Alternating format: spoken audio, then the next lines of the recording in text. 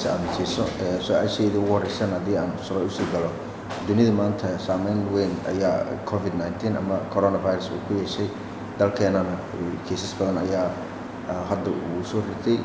dadna waa u dhinteen marka ay timaadana saameynta nafta marka laga soo tago dhaqaalaha adduunyada ayuu xanuunkani si weyn u saameeyey marka anagana Soomaali ahaan saameynta maadaama rugta ganacsiga oo ganacsi iyo wax la xiriiro oo dhan oo hay'adaha dadkii u sareeyay saameynta dhankaas uu keenay COVID-19 ee wadankeena maxaa noogu sheegi lahayd walaal aad iyo aad u mahadsan tahay Soomaaliya waa qayb ka mid ah dunida hadda dhibkan caafimaad darrada ah ee dunida ku yimidna Soomaaliya kama badbaadin oo maanta inuu kor u sii socdo maahane cudurku waa nala joogaa number aan de yareyn baaba already wadankan saameyn oo ku yeeshay marka adduunyada hadda waxay naga horeysay ilaa iyo 4 bilood baa cudurkani oo saameyn xoog leh oo ku yeeshay waliba wadamada ay Soomaaliya si toos ah ganacsiga ay ula leedahay ayuu si xoog leh oo marka hore u saameeyay wadanka China uu weyn yahay wadamada South East Asia la isku yiraahdo Soomaalida ka ganacsatana oo aad iyo aad u saameeyay arintu marka waxay tahay qaabka uu u saameeyay iyo sida uu ganacsiga iyo dhaqaalaha u saameynaya ayaa waxay tahay runtii arin loo baahan si fiican loo fahmo waxay tahay sida ugu dhaqsaha badan ayaa waxa loo xiray shaqadii oo dhanba yani cudurku wuxuu qasbaa in dadku isu imaan maadaama dadku inuu isu imaan oo qasbayo waxa xirmay warshadihii waxa xirmay dhammaan wax soo saarkii dhaqdhaqaaqii diyaaradaha runtii xataa dhaqdhaqaaqii waxa iska bedeleen hadda oo runtii culays badan soo saari doona xawaaladaha oo Soomaaliya ay runtii ku nooshahay marka waxaan dareemaa aniga in culays aan yareyn oo Soomaaliya uu ku qaban doono cudurkaasi culayskaasuna Soomaalidu geerida waa taqaan oo qof dhintay Soomaalidu aad uga samray og yihiin laakiin waxa ku soo socda Soomaaliya culays dhaqaale oo fahamkiisa xataa uu nagu yaraan doono meeshii de wax markaad fahamtaad xal u raadin doontaa fahamkiisa oo dhib ka imaan doono oo ah حتى هذه الدلالة ويبلغ الجانيس كهذا يوضم كله الدب لوجو نقضه شقدي الدب لوجو نقضه وحاسبدل دونا بدأ عليه يردن نوعه وحاسبدل دونا بدأ عليه قيمة هذا وحاسبدل دونا صوص على بدأ عليه جدد كيسو مرجرين حاسبدل دونا الصومالية مركا وحي أوبا هنتارنتي فكر يفهم يمسكح سري oo waxaas waxaan u maleynaa laba bil ka badan ma haysano waxaas isbedelka ila soo socdaan inta la fadhiisto si degdeg ah jawaab loo helo ay u baahan tahay waa u iman doonaa sida xalka iyo fahamkeeda laakiin mid hore haddii saameyntaas u bedelno number ama figures wax hadda intuu saameyntaas 4 bilood adduunkii saameyntaas walaha oo anagana kaliya jasiirad cidlaan kuma noolina saameyntaas dabcan saa sheegtay buu ugu lahay waxa tira ah oo intaas hoos u dhacday intaas ahayd oo tira aad noo sheegi kartid ganacsiga inuu saameeyay aad aan u akhrinaa si aan u fahmno waxa socda waxaan akhrinay shalay iyo xalay in isbedelka sanadkan 2020 يعني dhaqaalaha adduunka kobaca laga fiirshaa inta badan sanadkan hadda aan ku jirno 2020 kobciisu wuxuu noqon doonaa adduunyada -1.5 macnaheedu kobci adduunka wuxuu ku xisaabtami jiray 4% 5% iyo ka badan kobaca hadda la sugayo wuxuu noqon doonaa tiro togan buu noqon doonaa aan ilaa tiro 10 noqon doonaa tirada 10 noqon doonaa -1.5 lagu xisaabin which macnaheedu waxa ay tahay qof walba wuxuu u diyaar garoobaa khasaare ay u diyaar garoobaa ganacsiga Soomaaliya iyo ganacsiga adduunka oo dhan waxyaalaha Soomaaliya sida xoog leh oo u taaban doon dadku waxay dareemayaan ganacsiga kaliya ganacsiga daruuriyaadka qofka Soomaaliga haduu caloosha buuxsado xabadna aan lagu ridayn waa alxamdulillah iyo khayr ma garat laakiin wadankan kobciisa dhaqaalaha kor u socday aad baana dadaal iyo waxa uga socday oo laga dareemay wadankan dib u dhis xoog leh dalkan ka socday dib u dhiskaas xoog leh dalkan ka socday waxyaalaha qalabka loo isticmaalo dhismaha wadankanaga banaankiisa ka imaada gabigoodaba heer waxa la gaaray xataa dhagaxii Soomaaliya waxba lagu dhisi karin hadda oo guryo waaweyn oo la dhisay dhibaato ay ka timid dhinaca dhagaxa laamiga wada aragtay xataa dhagaxyada qaar banaanka laga keenay macnaheedu wax wadankan oo soo saaro oo dib u dhiska dalkan ka qayb gali kara oo aan maanta qabno lama arko sida darteed waxaa imaan doontaa in wixii aan u baahnaynna aan weyno ama ay qaalib nagu noqdaan ama na looga hormar waa adduunyadu way ku tartami doontaa maadaama ay 6-7 bilood 8 bilood ilaa September la qiyaasi in waxaan taagnaantooda ay sii socon doonaan marka dhaqaalaha adduunka isbedel xoog leh oo dhibaatada runta ku soo socda tartana ku soo socda aad u dhib badan siyaasadda uu saameyn doona culayska dhaqaale adduunyada ka yimid Soomaaliya hadday u malaynayso saaxiibadeedii hore isbedel saaxiibaa imaan doona oo adduunyadu waa siyaasaddu waa mawjad waaye mawjadaas inaad isla bedeshay imaan doonta sida darteed jiho cusub bay adduunyada dhaqaalaheedii ganacsigeedii siyaasadeedii aadi doontaa arrinkaas u baahan fakar iyo maskax fog u baahan maadaama dhanka dhaqaalaha marka ay tahay dadka hadda ay saameysay ugu weyn ugu lugtay adinka tiin ruuxda ganacsiga ganacsiga siyaasadda isku xiran yihiin sidii arrimahaasi loo odarsi lahaa iyo qaabka loo fikiri lahaa oo xalka loogu keeni lahaa kulay dadkii saameynta ugu weyn kulay qaybta ugu weyn ku leeyahay maxaa qorshe u diyaarisay ku aadan aniga waxaan isleeyahay ana ganacsatada midalna mashaakilaatka ganacsatada ku soo socda ayaan runtii isku daynaa inaan dhibaatadooda yareyno oo aan u gargaarno wixii aan awoodno kadib markii wax guud ee qaranka saameynaya arrintu noqotana hadee mas'uuliyad qaranaha ku saaran wadankan 5 bil ee soo socota ilaa 4 bil ee soo socota horta wuxuu u baahan yahay 6-7 shay daruuriyaadka ee la isticmaalo sida ugu badan ee loo soo iibin karo la soo gado macnaheedu hadii la waayo cuntada mid kamid ah ganacsatada fursadii bay inta arkaan qaalinaya sida darteed si is arintaas u dhacay waxa loo baahan yahay ama hal soo gado ama deeq lagu soo helo wadankan raashinka ugu badan ee suuragal horta inuu soo galo ma ku dhawaaqday talaabadaas ganacsatada maadaama ganacsatada waxa la amray in ay keenaan raashinka ugu fara badan ee amaan kara guddiga sare ee qaranka ra'iisul wasaaruhu uu hogaamiyo anaga waxa noogu jira gudoomiyaha rugta ganacsiga mudane Gabayre oo wada hadal joogto ah baa meesha ka socda oo kaalintanada waxay noqonaysaa in aan wadankan aysan ku yaraan raashinka dhinaciisa alxamdulillah wixii waliba gu ahba arinku hadda oo mari in gudaha wadanka wixii laga soo saari lahayna in asagna tilkiisa intii la awoodo oo zaa'id ah wixii la soo saari jiray ka badan in la soo saaro waxaan maqlayaa in jawhar bariis laga soo saaray maanta xamar la keenay lagana cuno arrimahaas waxay keeni doonaan Soomaalidu inay ka barato in ay wax iyaga ay leeyihiin ay cunaan Soomaalidu waxa lagu kari laayahay war baasto war maxan kama baxdo baasto meesha ugu dhow laga keeno waa tarkiga annaga war maxan masagay galiya nooga bax iyo wadanka oo dhan war maxan iska tusaale sida darteed u heeli oo faham inta gabadha war maxan joogto beerteeda inaa wax ka gadatay inta wax ka gadan lahayd warshan uu leeyahay qof ajnabi adduunka geeskiisa ku yahay intaas fursad sida darteed halkan hadda waxaan qabaa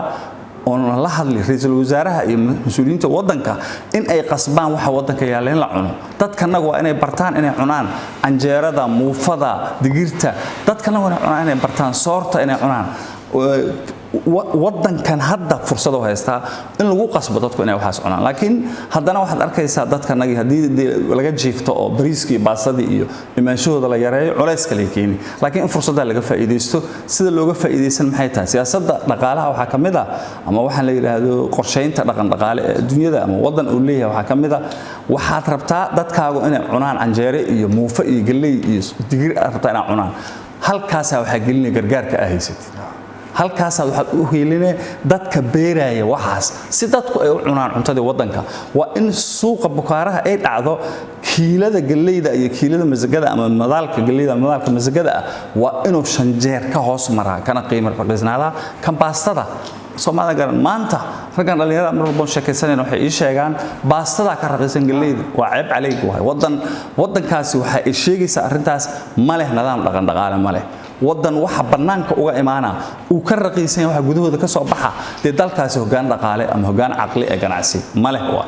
aniga marka waxaan kula talin fursadan looga faa'iideysto laakiin ganacsatada qayb ay ku leeyihiin Soomaa annaga ganacsatada qayb aan ku leenahay iswarsi ma leh ganacsatadu marar fara badan waxaad arkaysaa ninka ganacsatada ah ribix iyo dhaqaale raadinaa meeshii dhaqaale uu ka helayo xoogeeda maalgelin oo ku sameeyna laakiin ganacsatada naftirkeeda waxa ka koreeya xukun iyo maamul iyo mas'uuliyad sare oo wasaaradeeda ka koreysa waxaa la rabaa wax yaroon helno waxaan gelinaynaa dee beeraha Soomaaliya ee soo saaraya masagada iyo galeyda yaa ka fiican canjeero masaga laga sameeyay marka aan cunayno waxaan aqoon banaanka laga keenay tayadooda waa maasantay agaasime marka laga hadlayo dhibaatadan hadda taagan dawladaha iyo xoogga marka laga soo tago dadkooda caawiya sidoo kale waxaa jiro ganacsatada dadka hantida haysta inay dadka saameyntan hadda la sheegay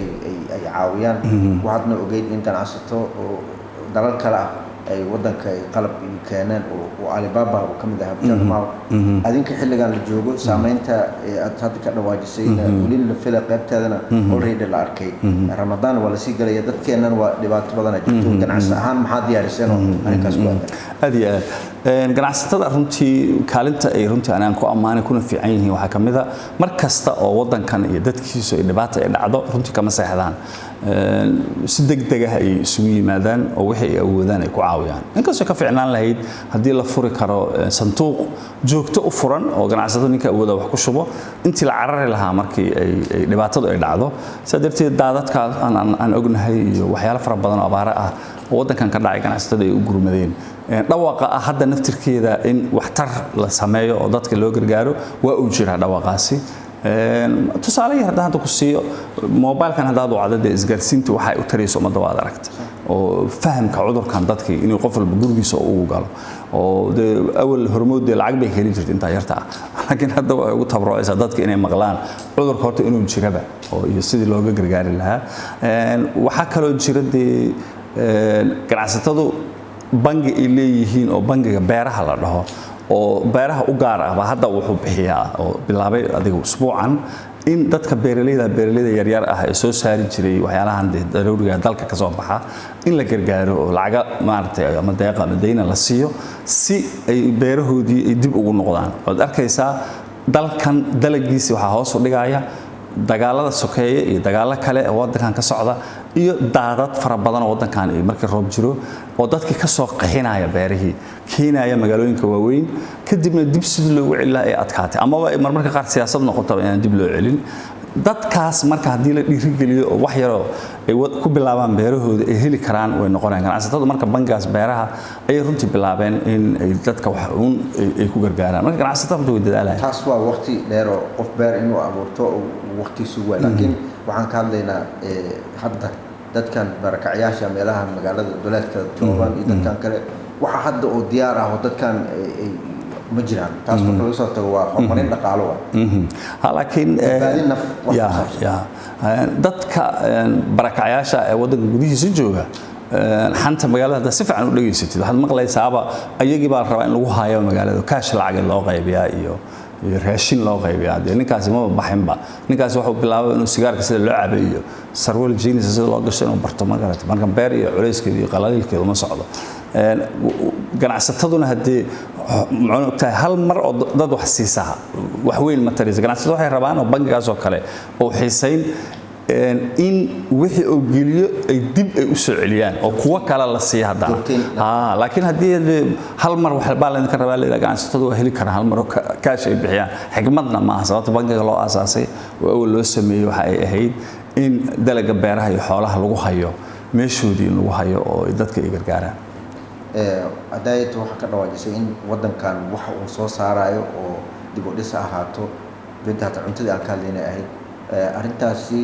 inkastoo xilligan lagu jiro hadda uu culays kale u yimid marka aan fiirino in hataa warshadaha say u kala yar yihiin inaad talaaban dhankaas oo aad u qaadaan oo wax uun wadankan inuu soo saaro ah ganacsi ahaan maxaa idinka hortaagan wadankan wadaad ula jeedo warshadiisa yaryarka aan la kiciyo shaqo bilaabo warshado badan baa maanta iska laalaaban oo yaala meelo aan la kicin asalka iyo asaaskana waxa uu yahay waxa laga keenayo wadanka banaankiisa ayaa waxay la tartamayaan waxa gudaha wadanka soo baxay gudaha wadanka waxa ka soo baxay waxa qaaliga ka dhigayana waxa ay tahay wadankan quwadiisa korontada ayaa wali qaali ah wada korontada cid isticmaashada waa warshadaha waaye gurigan waxa laga rabo ma aha warshadu mashiin bay kicinaysaa mashiinadaasna waxay u baahan yihiin haddii shidaal lagu kiciyo leeyahay aad qaali u noqonayaan haddii korontada sida loo isticmaalayo caadiga ah lagu kiciyo leeyahay marka la isbarbar dhigay waxa ugu yar adduunyada xabad saabuuna marka aad soo saaraysid ودي صابون دي كده كسو بحيسي ومال كلا laga soo raray oo canshuur laga bixiyay ay ka raqiisnaato hadii warshadii saabuunta soo saarayso way iska istaagaysaa wadankan marka wuxuu u baahan yahay campaign in lagu qaado in wadankan quwadiisa korontada raqiis laga dhigo sidii looga dhigi lahayn siyaasad iyo nidaam dhaqaale loo sameeyo marka waxaan leeyahay wadan aan asaga haba yaraatay wax soo saari adduunyada ma jiro mana badbaadi kartid waxa la rabaa wadankaaga waxa aad soo dhoofsato ugu yaraan waxa la eg inaad dhoofsida loo baahan yahay si balansiga ugu yaraan oo eber u noqdo hadda fiirido wadamada qaar oo Soomaalidu wax ka soo gadato wadamada Turkiga oo kale malaayiin dollar aan uga soo gadanaa annagana waxba uma dhoofino Turkiga Chinaha waxaan uga soo gadanaa lacag bilyan ka badan sanadii waxba uma dhoofino annaga halkaas waxaad ka ogaan kartaa Soomaaliya warshadaheeda yar yarka in la kiciyo loo baahan Soomaaliya aniga markaan ka hadlayo waxa aan dhahaa Soomaaliya waa wadan loo soo sameeyo gluus waa wadan loo soo sameeyo musmaar waa wadan loo soo sameeyo saabuun waa wadan loo soo sameeyo istakiin ilkaha lagu findheesho wadankaasi male aragti horumarineed ee dhaqaale iyo ganacsi dalkaasi male wadan gabdhaha shaqada leh ee wadankan oo dhan muwaan maxaa la yiraahdaa geedkan aan u bixinay dadka muddo ee magaalada dhan qaatay muwaan inta loo qaybiyo aan wadankan istakiin laga sameyn karin macnaheedu wadankan wuxuu u baahan yahay istakiinka dekada ka joojinay saabunta dekada ka joojinay musmaarka dekada ka joojinay ma bal soo deji karaba dawladda u baahan yahay markaas ayaa dadku ku dhaqaaqayaan hadoo qaali yahay hadoo raqiis yahay waa in la gataa marka haddaadan marka adii sameeyeen oo dawladdu ay ka baqayso dad dekada xamar ka joojiso tamboosaasi barbaro ka soo daga hadii waxay noqonaysaa mushkilad wadankan dawladeed ayaa haysata wadankan wuxuu u baahan yahay dib u heshiisiin dib u dhis dawladnimo sidii barbare ilaa ay kismaayo isku dan ay u noqdaan intii waxaad maqlaysaa jaadkii la joojiyay haddana waad arkaysaa soo qaaliya oo tirada ka bataa la gadan halkaas baad waxaad ka arkaysaa in adeer wadankani wuxuu u baahan yahay si degdeg ah dawladnimada xageeda in loo aado cidii aan fahamsanayn hadii waa nasiib darro oo u malaynaysa in farmaajo ku xumayso wadankan farmaajo waa baxaya farmaajo shaqadiisu waa dhamaad doontaa xasan sheekh ee dhamaatay sheekh shariif ee dhamaatay maxaa ninka meesha fadhiya ma wadankan dal iyo dawladda u baahan yahay cidii aan intaas fahamsanayn waa qof dambeeya in la tashado ma هذا ما استطيع هذا موضوع المعنى